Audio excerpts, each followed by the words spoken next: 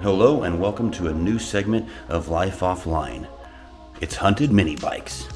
Now today we're going to be doing a governor removal and an oil sensor removal on a Predator 212 so that when you're slamming corners and rolling your bike, that shit doesn't shut off. Now this is a brand new Predator 212, so I am not expecting to have to replace this gasket in here. I do have another just in case, but I'm not expecting to. So to make it easier, we're going to remove the two 10mm nuts from over here and the one 8mm bolt from this side to get the gas tank off. Also, the Predators come with a new little latch here just for an easy pop off of that air filter. And then we're going to go ahead and remove this gas tank mount by pulling these two 10mm nuts right here and then this one really tiny 8mm stuck down in the middle right there. Yeah, you see it? Right there. That guy. Now when removing the fuel tank, there is a fuel line that goes to the carb here, so you'll have to unplug that and then be able to remove the gas tank freely. Now with the removal of the gas tank, we have complete access to the top of the governor here, and we'll easily be able to remove that oil sensor. And we're also going to tap that screw right there and this top one to get those sealed so we can just forget about them forever. Now we're going to go ahead and remove these 6 side cover bolts right here, which are all 10mm, and I'm going to go ahead and tip it on its side.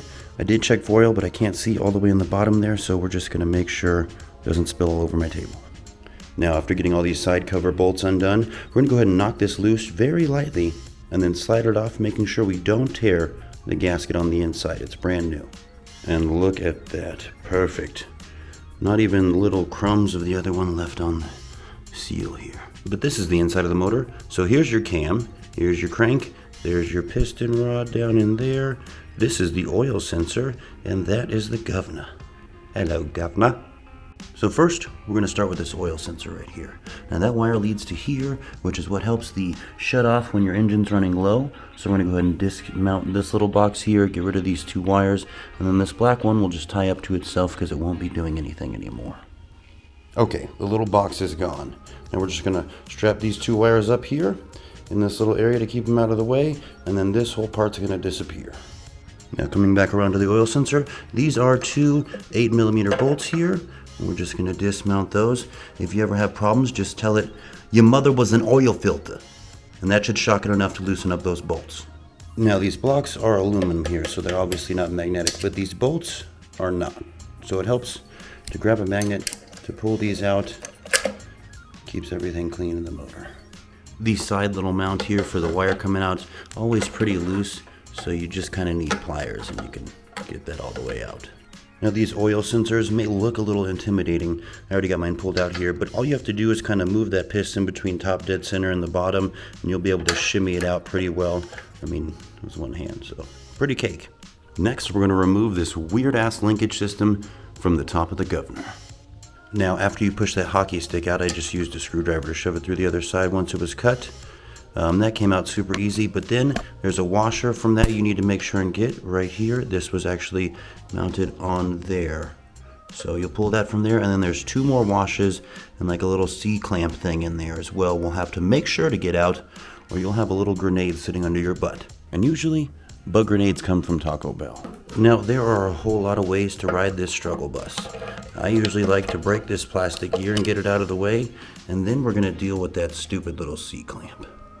We're going to go ahead and tap this screw. I think it's for a 1 1/4 by 20. I do this slow and by hand with the engine open so I can see all the metal flakes and then get them all out in case any get in the motor. And then we'll move on to that oil plug. Okay, once we tapped this governor hole here, I was actually using a vacuum to keep all the bits out of the engine there. Still super clean. I use these HB&R O-rings here because they're a lot more durable than the black ones.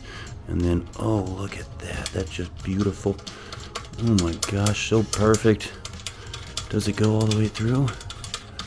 Oh, not even showing over here. That's glorious. Okay, the governor hole has been tapped. The oil sensor hole, tapped. We have the screws and the washers. And now time for some red Loctite, so we can just forget about them forever. So everything's finished, the holes are tapped and screwed, got Loctite in there and everything, double checked for any other flakes or anything that could be in the motor. Gonna go ahead and slap some oil in there, put the side cover on, bolt that back to spec, then wire up the gas tank and make sure it runs correctly. And the last thing you're going to want to do is adjust the throttle linkage to get rid of that governor. Now, as you can see here, I just took the original line there and kind of curled it around that one. Actually holds it well in place. And then you might be able to see right above there, I actually just shot a spring right across using some of the original areas, so I didn't even have to drill into the side cover here or anything. And we're going to go ahead and start it up, see how it goes.